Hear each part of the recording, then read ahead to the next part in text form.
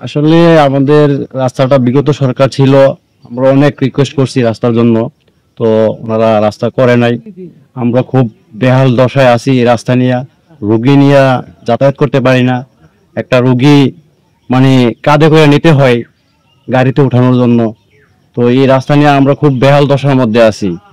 তো সরকারের কাছে আমাদের আকুল আবেদন, আমরা অতি দ্রুত আমাদের এই রাস্তাটা পাকা চাই। মানে আমরা এই রাস্তা দিয়ে খুবই বিপদ সংকটে আছি। সরকারের দৃষ্টি আকর্ষণ করতেছি রাস্তাটা দ্রুত কিছু কাজ করার জন্য। খুবই বিপদ আছি, প্যাক কাদা হয়ে যায় বৃষ্টি হওয়ার পরে।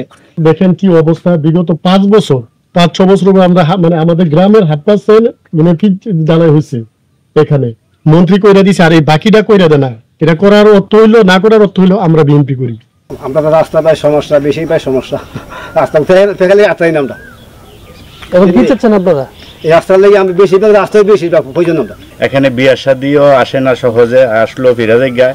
এবং রুগী যদি মর্মান্তিক রুগী হয়, কোনো সময় চিকিৎসার অভাবে মারা যায়। আর মসজিদেও আমরা যাইতে পারি না, এবং পাশে রেল রাস্তা, এখানেও আমরা এই বিপদ ঘটে।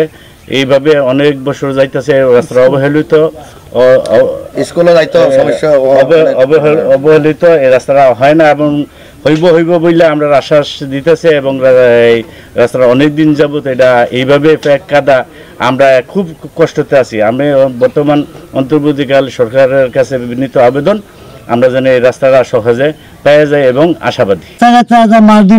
এই রাস্তার লাগিয়া স্কুলে যেতে না, মসজিদ হইতে না, এরপরে আমরা মুরব্বী মানুষ, আমরা পারি না। আডু মান রাস্তার মধ্যে ফেক, এই রাস্তাটা কইরা দিল না। আরে বিএনপি করে দেখিয়া এবং আমরা রাস্তা করে না। রাস্তাতে তো সমস্যা, প্যাক কাদা। এখন কি চাও, রাস্তাটা হোক? জি, রাস্তাটা আমরা শান্তির রাস্তাটা হোক।